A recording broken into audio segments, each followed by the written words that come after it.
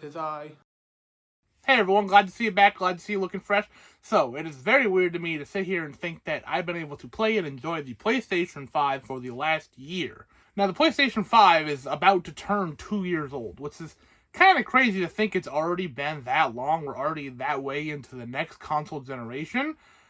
But we are, and, when the system came out, it and the Xbox Series X, they came out in 2020, and we were all kind of hoping they'd be a big bright spot, and otherwise a very dark year. So when the consoles came out, and they kind of came out with seemingly no great big hitters, and there wasn't any major IPs showing up, and it was a slow launch, and the slow growth of it, and still getting your hands on one's been an absolute nightmare. And I got mine last year. I had to wait in many a line and hoping for different drops of different websites. I remember sitting in queues for the Walmarts and the Best Buy and a Target one time. And nothing. No avail. It was wait, refresh.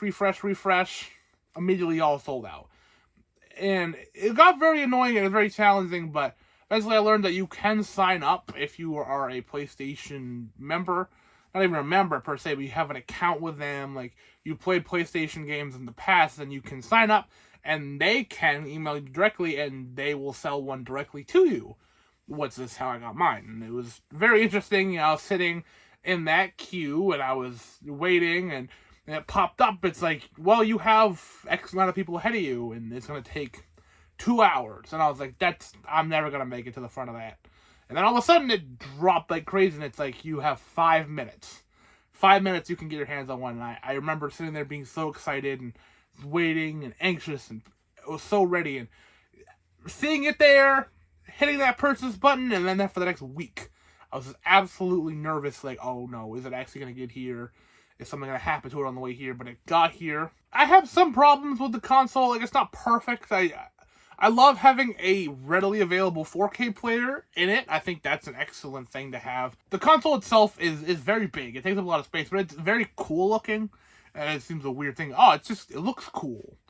But it does. It's very imposing. It's a centerpiece of the entertainment system, and it's a cool piece of hardware, simply put. And for the last year, I've been playing it off and on. Obviously, I have the Switch and stuff, so I'm not constantly playing on the PlayStation 5, but you'll see I've collected quite a bit of games already, and I want to go through all of the games physically. I have a couple digitally, but nothing super of note that I haven't really talked about before. So I'm going to go through all the games I have physically. It's going to be a nice walk down memory lane, where I was at, what I was doing. I have ordered them in order of when I got them, not release date, not alphabetical, when I got them. And that's how we're going to do this thing. So let's get into the meat of this, shall we? So starting off, I got 2 games before I even had a PlayStation 5. Which sounds weird, I understand. But both of them were pre-orders. One was from Limited Run, one's from Fangamer. And both of them, I got, and I knew I'd get a PlayStation 5 eventually, and both of these seemed like really interesting games that were going to go out of print, and were going to be really expensive, and they're games I'm going to want to play. I ordered them. One of them showed up a couple months before I got a PlayStation 5. One of them showed up just about when I did. It wasn't long until I got the console. But the very first game I ever had for the PlayStation 5 was Bugsnax. Now, this isn't a game that typically you look at and be like, that's the way to start a console generation right there. But I saw it, and it was announced during a lot of PlayStation events, and it was shown off to people who made Octodad, and it looked like a lot of fun, and just a nice, goofy adventure game, and it was just that. It also had a really cool dark undertone that I really enjoyed. But play Bugsnax if you haven't played Bugsnax. It seems like a weird old game, and I do want to talk about this game more in the future, because honestly, I really love this game. It's a game I started a console generation with, so it has a fond memory in my heart, but, just that fact alone doesn't make a game amazing. I started PlayStation 4 with Destiny, and you don't see me praising Destiny like crazy, but it's fun. It looks like a child's game, and it kind of is, but it also has a cool backstory and everything. It's really good. It's really good. The other game is kind of a goof as well. Like I said, it's from Limited Run print. It's also the very first PlayStation 5 game they did, Cthulhu Saves Christmas. Of course, I got this before I got the PlayStation 5, but I played it right around Christmas time last year because, it was pretty close to that when I got the console. So, playing this around Christmas time was really cool, even though I ordered it months before then. So, that was a lot of fun. This game isn't the best RPG. Like, it's a pixel RPG. It kind of feels like an RPG Maker game, which it might be, honestly, but it's really funny. The music's really good, and other than that, the combat's fine, but it's not going to be winning any award. It's just a goofy game about Cthulhu saving Christmas. Like, that's why I'm here. If I get the console and I'm playing around with Bug Snacks, pretty much, basically, and Astro's Playroom, old PS4 games that I had to test it out, whatever.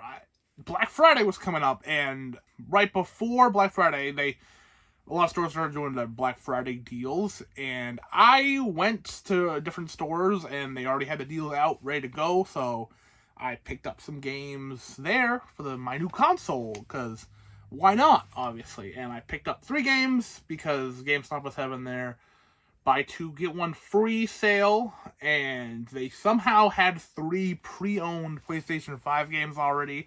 I don't know how I got that lucky, but I did.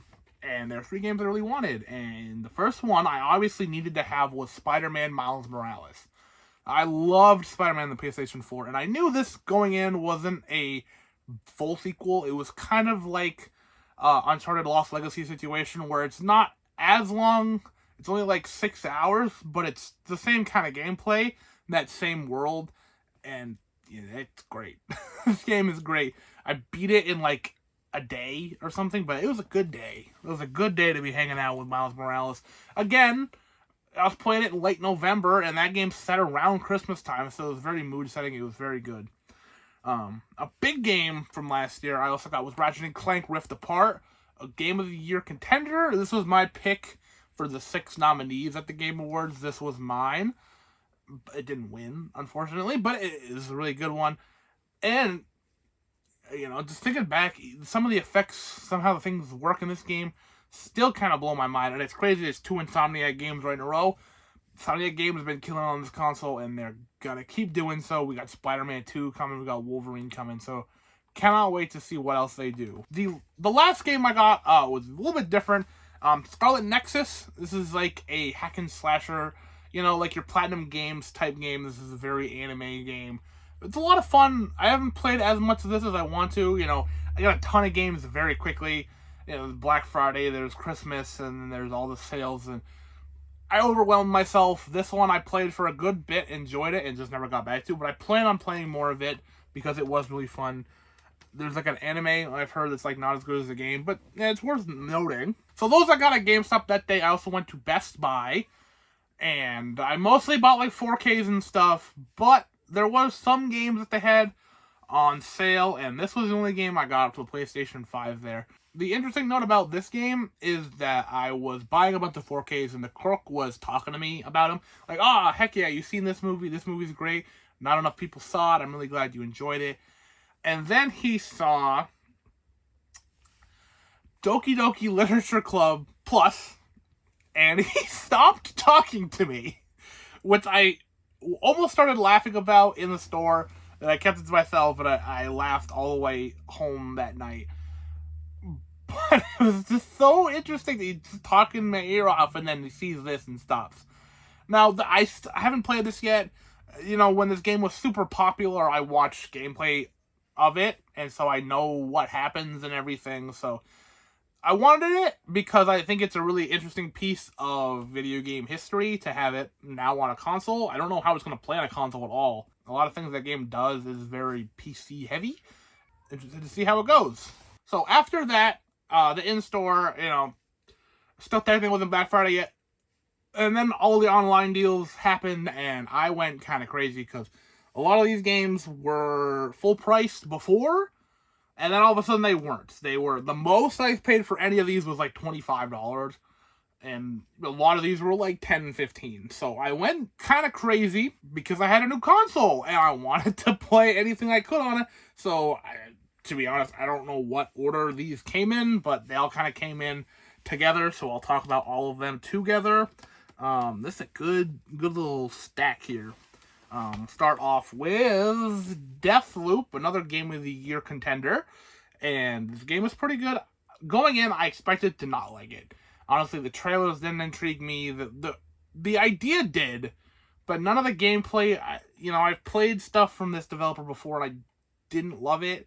So I went in and I enjoyed it, and I liked it a lot more than I did, but it wasn't my favorite game. I think it did appear on my Game of the Year list last year. You can go ahead and take a peek. I think it was like number 10. It's good. I just didn't love it. Oh boy. What a disappointment. Marvel Avengers. Going in, and I played the first level and I was like, that was great. And then I played the second level and I was like, that was less great, but it was still good. And then my game wouldn't work again. Like, I want to give this game a shot. People hate it. People dunk on it. And I can see why. But I want to give it a full try at least. I want to actually play the game more than an hour and a half. But I can't. Every time I put this game in, it doesn't load. It doesn't work. I don't know if it's my disc. I don't know if it's my console. I don't know if it's the game's fault. I have no idea. This game doesn't work. And I want to try more of it because I want to try, the Hawkeye stuff and the Black Panther stuff. And I just can't. Which sucks because I want to give that game a full shot because I own it now. There's no barrier besides the game's fault, which is annoying. Immortals Phoenix Rising. I believe this is the team that did Assassin's Creed Odyssey, which is the best Assassin's Creed game. And they did a really good job here. They definitely were like, what if Assassin's Creed Odyssey was Breath of the Wild? And, good combination, because the game's pretty good. Pretty solid game. It's not a game that I would, love. I would never be like, that's game forever. It's one of my favorite games, but it's a very pleasant open world game. It's very fun. Very enjoyable. Speaking of Assassin's Creed, we have Assassin's Creed Valhalla. I like these new Assassin's Creed games enough. They're fun. They're pretty mindless entertainment. I'm not sitting there, fully investing myself in these characters in this world, but it's fun, hack and slash, open world, and I love open world games, so I get a little bit of pass. Chris Tales, I didn't know much about this. I knew it was a RPG. I knew the art style was beautiful. But playing it, I didn't love the combat, and I looked it up, and it's like, if you don't love the combat, you might as well stop, because the game's a lot of combat. It's very old school, and there's a lot of random battles and stuff, so if that's your thing, have at it. It's beautiful to look at. It's absolutely gorgeous, and the music I remember being pretty good, but just playing it itself was really boring to me. We also got Mortal Kombat 11 Ultimate, which is the one I've been waiting for. I was like, I'm not going to get Mortal Kombat 11 and then have to buy all the DLCs after, because they always do this. They always make an Ultimate Edition with all the DLCs included, and they did. And, of course, then I also had to wait a little bit longer to get the console, but it all worked out, because I got the newest Mortal Kombat, and it's pretty good. I don't think it's as good as X, and I don't think X is as good as 9. So, we're a little bit diminishing returns, but I'm hoping whatever NetherRealm does next is really good, because it's been a while since this came out, and this was out for a while, and it had a lot of support for a long time, so I'm excited for that. But it's not my favorite Mortal Kombat, but it's still good. It's still a Mortal Kombat game. And then, my favorite of that entire stack was Marvel's Guardians of the Galaxy, my second favorite game of last year. Absolute blast, an absolute surprise when I got announced at E3 that year. It's just great. My friend recently played it, and he was telling me about his experiences, and I was reminiscing on all the great journeys in that game. I really want to play it again.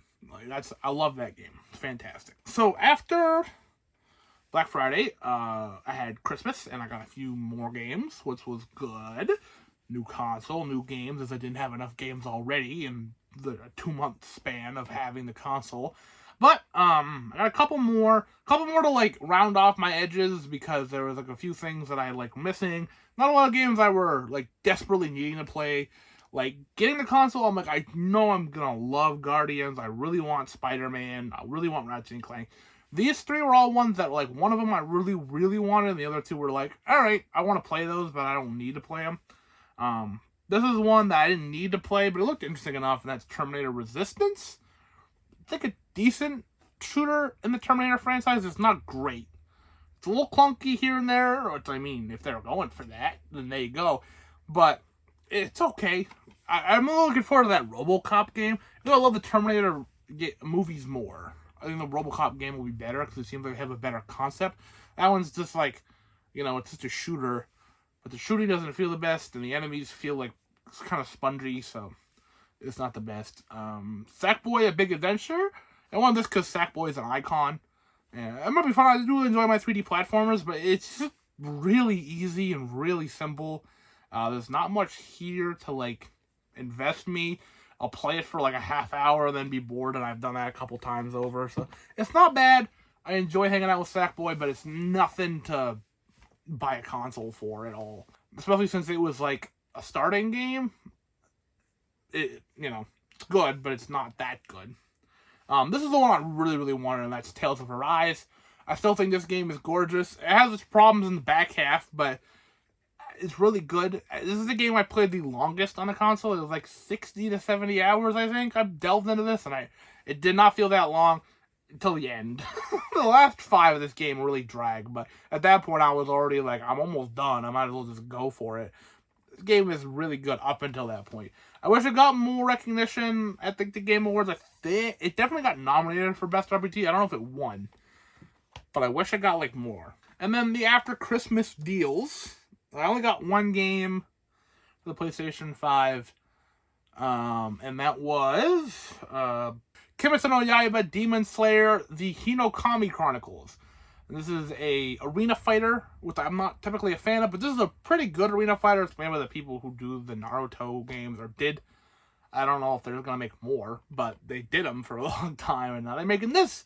And I love Demon Slayer. I think it's absolutely fantastic, and play those characters in a fighting game is really cool. This goes all the way through the movie, which the movie was on, like, my best of the year list for film that year, so it all worked out, and it was a lot of fun to go through that entire story at that point, because, like, the next season was, like, airing, so obviously that wasn't going to be in there, but the rest of it, fantastic. And then a few months go by, and I gotta catch up on all these games. I'm not playing games as fast as I'm getting them, which is a weird, good problem to have. A couple months later, a game I had been looking forward to for years finally dropped, and that was Lego Star Wars: The Skywalker Saga. And I loved playing through this game. As a kid, I'd get these Lego games, and they'd be an absolute blast. I'd love to go through 100% them and everything, and all the hours and hours of post-game content. And I haven't really felt that with this. I still really love what they did with some of the levels and the humor and everything, and being able to use new voice actor. You can, make different laughs and goofs and stuff, but just it's really good. It's simple. It's more complex than, like, the old ones are. It is, and then some ways it's not. It pretty much is as a whole package, but, like, the groundwork they set here for any more Lego games going forward is really exciting. And then a few months go by again of me still catching up, even PlayStation 5 games, Switch games, whatever. It's now early summer. I remember Amazon had a sale, another buy 2 get 1 free sale, and PlayStation 5 games were included, so I was like, perfect opportunity to buy some PlayStation 5 games that came out in 2022 and get on that track. And these are those, which start with Tiny Tina's Wonderlands, which is a blast. I played this at PAX this year, and I had an absolute blast. I knew I was going to enjoy it. I like the Borderlands games enough, but this is the first Borderlands, quotation marks, game that I loved, and I finished all the way through, and I finished all the side quests and everything. I just had an absolute blast playing this. And then we also got King of Fighters 15, which is probably the least known of these 3 games in this little bundle, but I had a lot of fun with this. This is Mortal Kombat, and this, and Demon Slayer. Like, this console has been pretty good for fighting games. We got Street Fighter 6 coming on the horizon, Tekken 8. There's a lot of good fighting games coming and that are here already. This game was really good. It finally introduced a character that I've been waiting for in the KOF for a long time. Even though it's DLC, that's okay. But good fun, good simple fighting game. It's cool to have a new King of Fighters game, honestly. And the biggin, Elden Ring. I don't want to get too much into this. I do enjoy it. I have a love-hate relationship with this game. Sometimes I'm playing this, and it's the best game I've ever played. And sometimes I'm playing it, and I think it's horrible. I think it's, like, so many things you can tweak to this that it would be better for my taste. But for some people, this is, like, one of the best games of all time. It's hard. It's so hard. That goes without saying at this point. But when that game works, it really works, doesn't it? So, a few more months go by. That was early summer, and now we're in midsummer. There's Amazon Prime Day, and then Best Buy also had, like, a counter, like, obviously they didn't call it Prime Day, but they had, like, a thing like it. They called it, like, Christmas in July or whatever. And I got the 2 Judgment games. I got Judgment and Lost Judgment. I've played Judgment. I like Judgment. I didn't finish it. I kind of got bored of the gameplay loop, but I do want to play the second one because, I have it. These games were pretty cheap, and I was looking forward to playing them anyway. So, the Yakuza games and me, I played Yakuza 0, and I liked it enough, but it didn't grab me in any special way. Same with these ones. Like, these ones grabbed me more. Oh, this first one did. But I don't know what it is. It's just not for me, I guess. Like, they're really well made, but they just don't sit with me the best. And that's it for the summer games. For a while there. So that was in, like, July, and the next game I got was in, like, September. And I was just, like, at GameStop, and this is a game I've been looking at for a while.